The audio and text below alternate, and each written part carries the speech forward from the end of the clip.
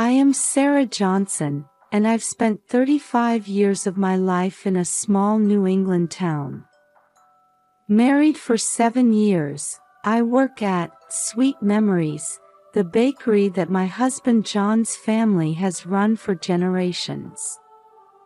The aroma of freshly baked bread wafting through the air early in the morning and the warm conversations with regular customers have become part of my daily routine. Good morning, Sarah. The smell of cinnamon rolls is heavenly as always. Mrs. Clark's voice makes me turn, and her smile warms my heart.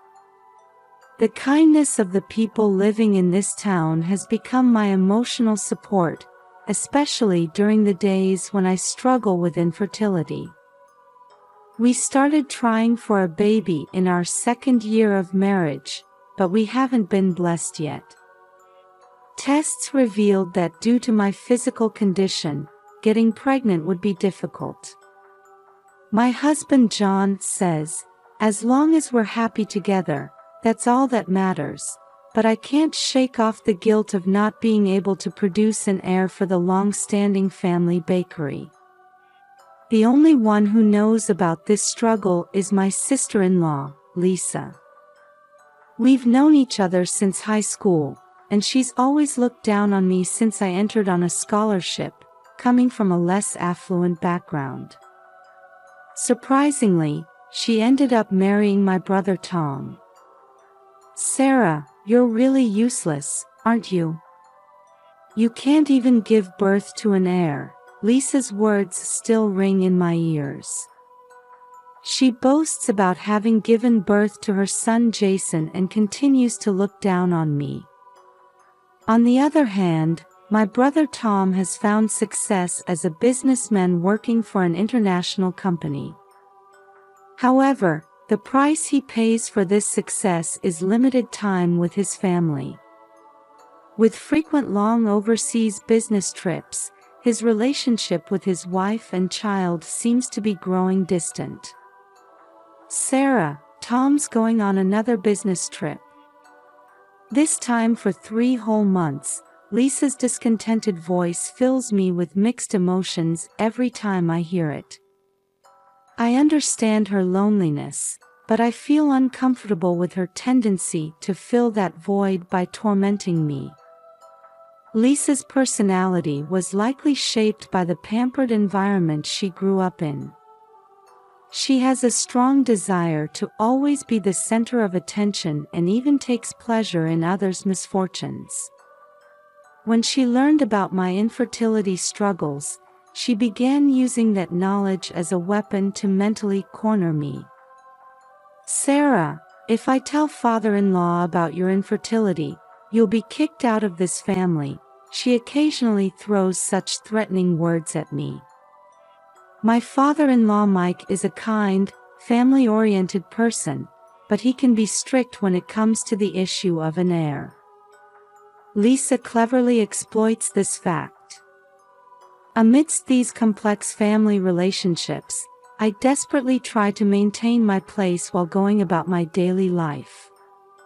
Taking pride in my work at the bakery, cherishing my relationship with my husband, and believing in the happiness that might one day come. Such days continued.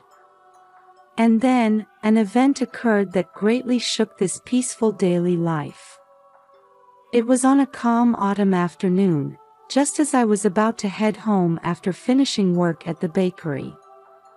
My cell phone rang, and I hesitated for a moment when I saw the name displayed on the screen. It was a call from Lisa. Hello, Lisa. My voice carried a hint of tension.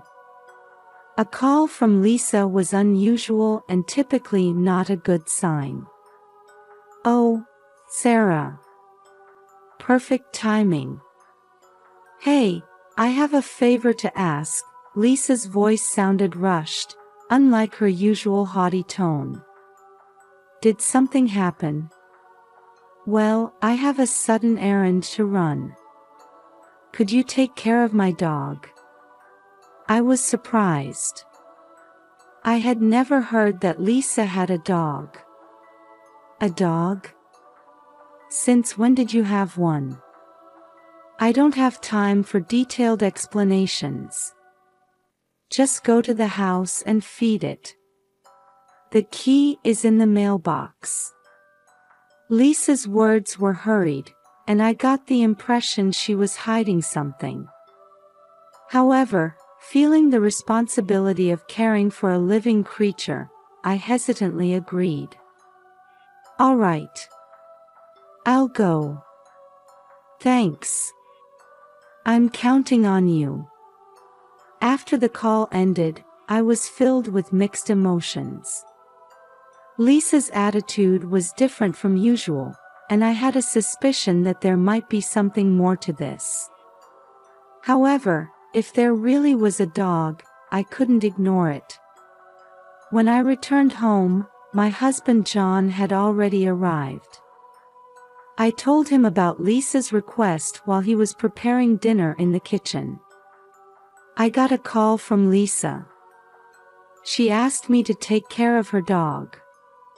John furrowed his brow. I've never heard of Lisa having a dog. I thought the same thing. But I can't ignore it if it's about taking care of an animal. John placed his hand on my shoulder. I understand your kindness, but I'm a bit worried considering your relationship with Lisa. I let out a deep sigh. I know. But if there really is a dog and I didn't take care of it, my conscience wouldn't allow it.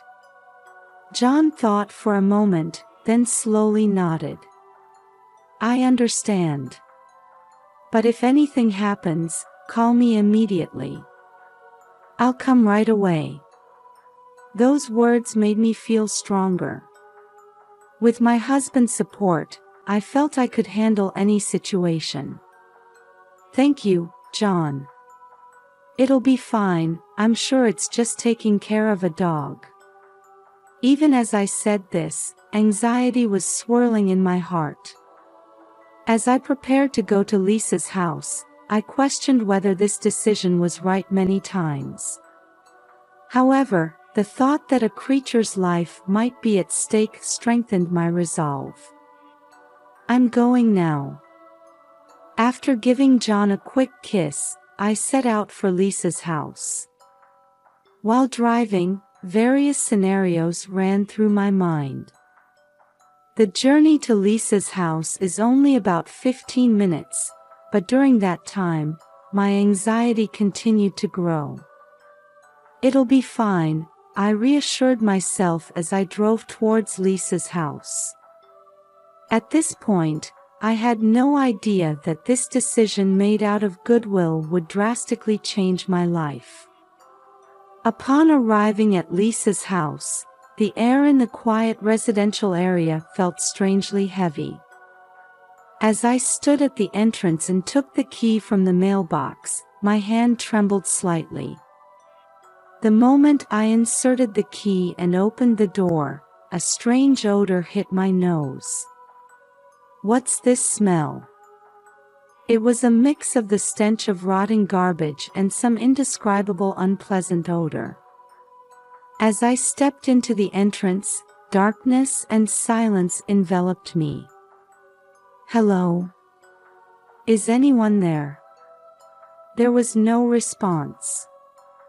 As I cautiously moved down the hallway, I saw scattered clothes and trash on the floor.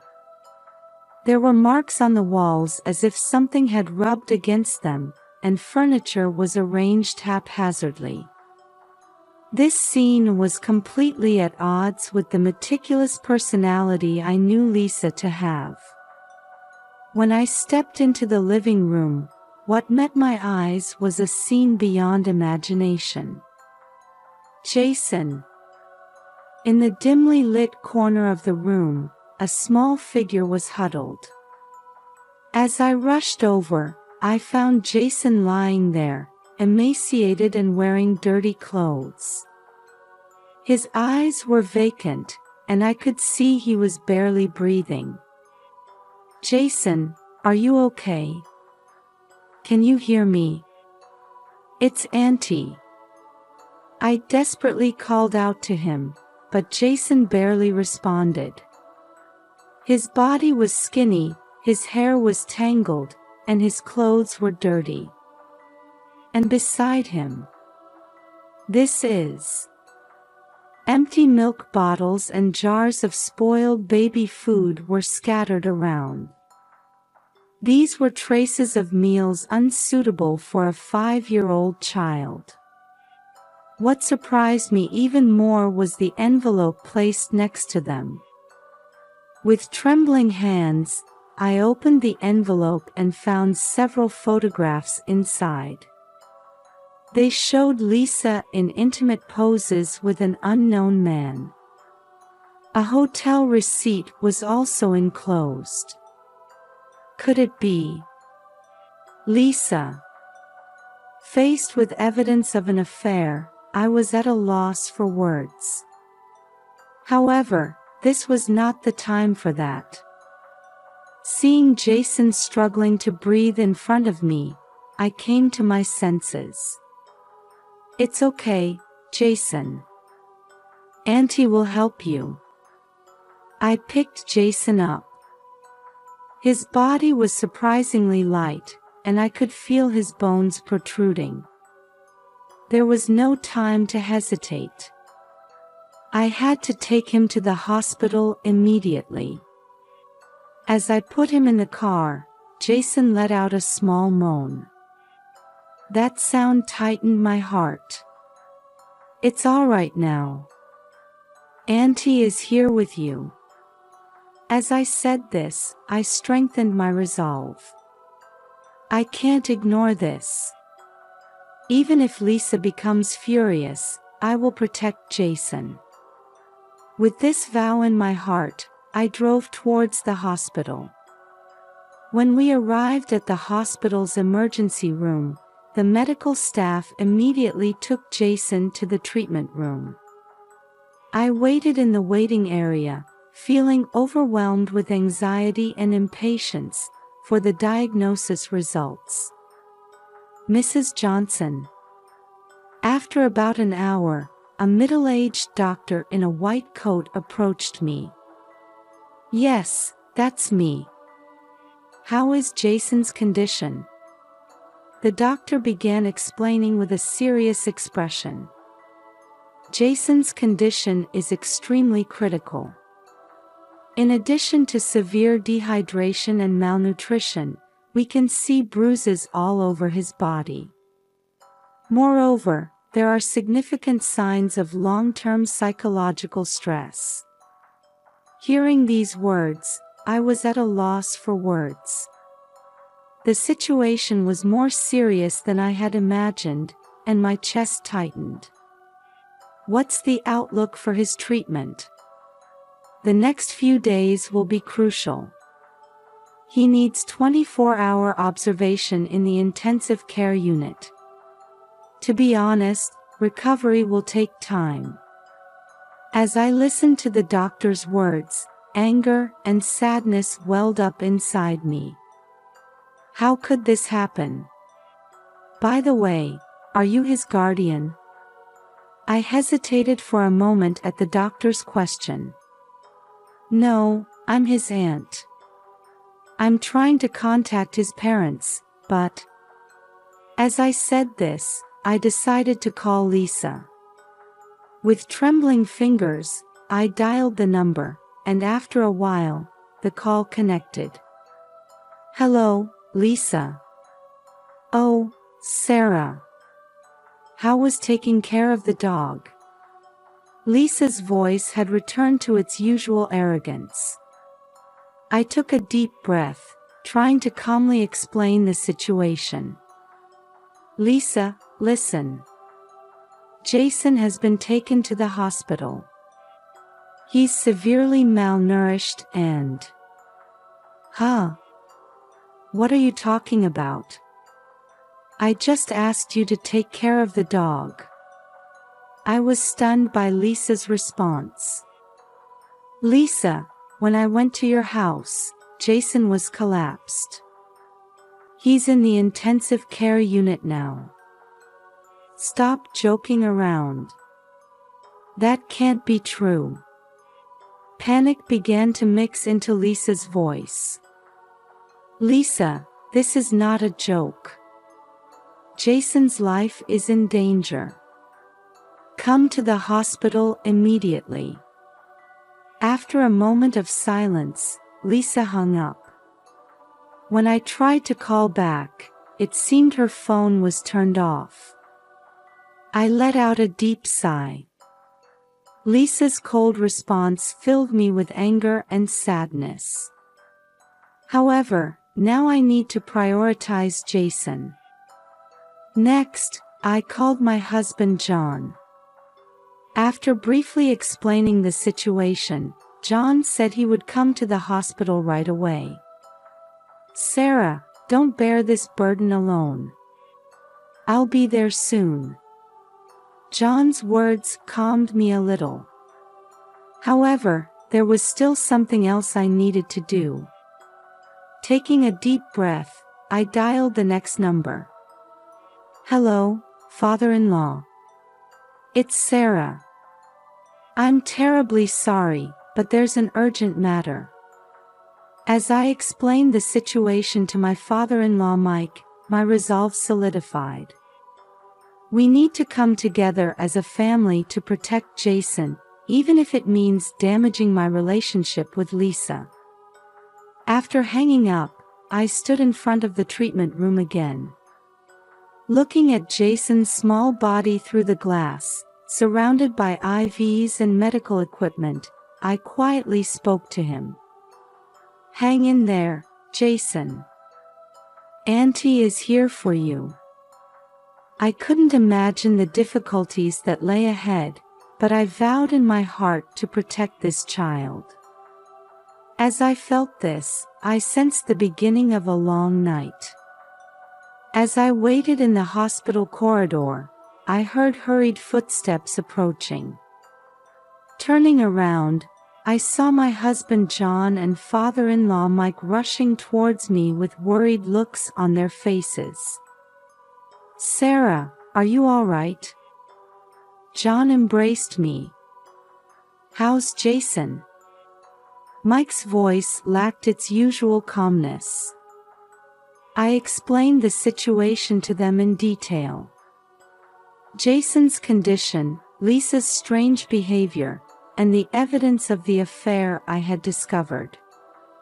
After I finished speaking, Mike's face had turned red with anger. Does Lisa have anything to say for herself? Mike asked in a low voice. I can't get in touch with her. She hung up and... At that moment, a nurse approached us. Mrs. Johnson, the patient's mother has arrived. Turning around, I saw Lisa standing there. Her eyes were red, and her makeup was smeared. What happened? My baby. Lisa pleaded in a tearful voice. Mike stepped forward and spoke in a stern tone. Lisa, explain yourself. Why did you leave Jason in such a state? Lisa flinched for a moment but quickly began to make excuses. I was desperate too. Tom is never home, and taking care of Jason is so hard. That's no excuse for abusing a child. John raised his voice. Lisa continued, tears streaming down her face. I was under so much stress. I just let my guard down for a moment. But I love Jason. Really? Those words made anger well up inside me. You love him. In that state. And what about the evidence of your affair? Lisa's face turned pale. What do you mean? There were photos of you with an unknown man next to Jason. Lisa was at a loss for words for a moment but quickly began making excuses again. Oh, that. He's just a friend. Jason must have. Stop lying. Mike's voice echoed through the corridor. A nurse approached and asked us to be quiet. After that, we moved to a small conference room in the hospital to hold a family meeting. Mike opened his mouth. First, we need to contact Tom. John nodded and took out his smartphone. It'll be an international call, but I'll make it right now. While we were trying to contact Tom, we discussed how to proceed from here. We agreed that Jason's treatment and recovery were the top priorities, that legal action might be necessary against Lisa, and how we as a family would overcome this crisis. During the discussion, Lisa sat silently. Her expression seemed to be a mix of fear and regret. It was 30 minutes later when we finally got in touch with Tom. After hearing the situation, Tom promised to arrange his return immediately. As this long day drew to a close, we were all exhausted, but one thing was clear in our resolve: to protect Jason and restore our family bonds. That would become our mission from now on. Tom returned to the country 3 days after Jason was hospitalized. He rushed to the hospital looking tired and stood by Jason's bedside. How did it come to this? Tom's voice was filled with deep sadness and self-reproach. We gathered in the conference room again and explained the course of events in detail. Tom listened silently, but his expression gradually changed to anger. Lisa, explain yourself. Why did you put Jason through this? Tom's voice was low, filled with suppressed anger. Lisa began to speak through her tears. I didn't mean for this to happen. But you're always work. You never understand how I feel. That's no excuse for abusing a child. Tom raised his voice. And what about those photos? Lisa fell silent for a moment, then answered in a small voice. That person is a colleague from work. Just a friend. Stop lying. Mike shouted. There was even a hotel receipt. Lisa's shoulders slumped, and she finally admitted the truth. I'm sorry. I was lonely. But it was really just a momentary mistake. Tom let out a deep sigh and held his head in his hands. Why did Jason have the photos? Lisa answered in a trembling voice. Jason. I found him rummaging through my bag. I yelled at him. Then he ran away with the photos. At that moment, we all understood the same thing. Jason had become the target of abuse because he discovered his mother's secret. As silence dominated the room, I gathered my courage to speak. I think we should focus on Jason's recovery and rebuilding our family rather than assigning blame right now. John squeezed my hand, showing his support. Sarah's right. Let's put Jason first. Mike slowly nodded as well. You're right. We'll think about legal issues later. For now, let's focus on Jason's treatment. After a long silence, Tom quietly began to speak. Thank you, everyone. Especially you, Sarah. If it weren't for you. He choked up. I smiled back. We're family." With those words, the atmosphere in the room seemed to soften a little. Lisa, sobbing, whispered, I want to start over. For Jason, for our family." Tom looked at Lisa with a stern expression. "I can't forgive you easily. But for Jason's sake, we need to overcome this as a family." Mike stood up and, looking out the window, said, "This will be a long journey. But with family bonds, we can surely overcome it." We all quietly nodded at those words. Overcoming this ordeal and becoming a stronger family. And above all, restoring a happy childhood to Jason. This became our new mission. As we left the conference room, John put his arm around my shoulders. "Sarah, your courage and love have saved this family." I couldn't hold back my tears at those words. The road ahead won't be easy. But with our family bonds, I'm sure we can overcome it. Believing this, I started walking forward. Several days after the family meeting, we were faced with a crucial decision. Whether or not to take legal action against Lisa for the sake of Jason's future. In the hospital corridor, Tom approached me. "Sarah, I want to hear your opinion. Do you think we should press charges against Lisa?" I took a deep breath and chose my words carefully. "Tom, to be honest, I'm torn.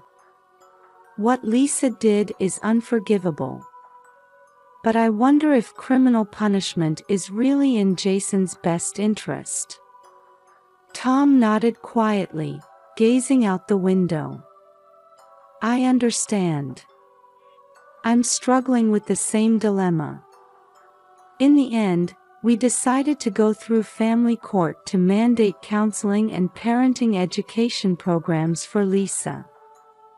We chose to prioritize family restoration over criminal prosecution.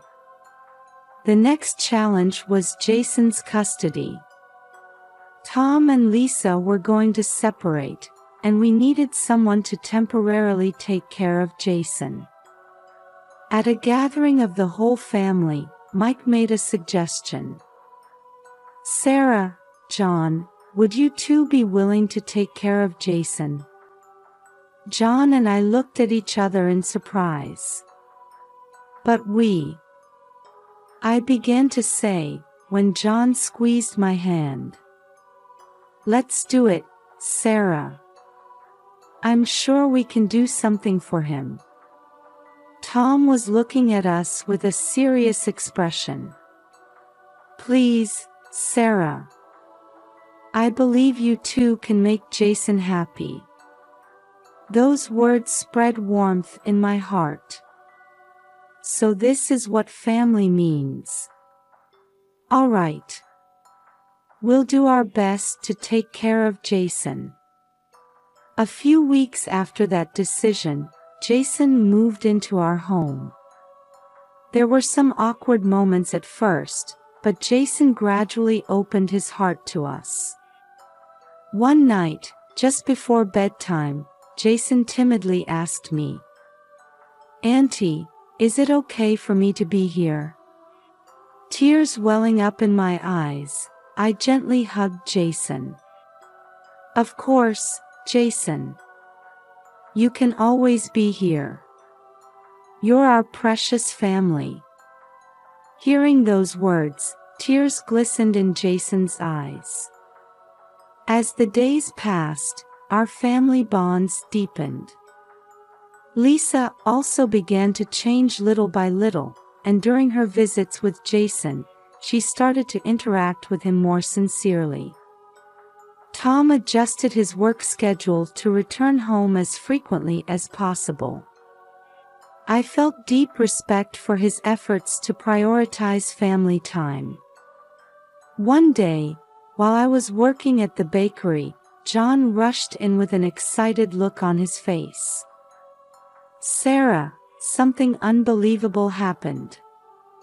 "What is it?" I asked, and John answered with shining eyes. Jason laughed for the first time. A genuine smile. And he said, "Thank you," to us. At that moment, warmth flooded my heart. We had truly become a family in the real sense. And through this experience, I realized that I had grown significantly as well. While the struggle with infertility was still present, I understood that it wasn't everything in my life. A loving family, a cherished job, and irreplaceable Jason.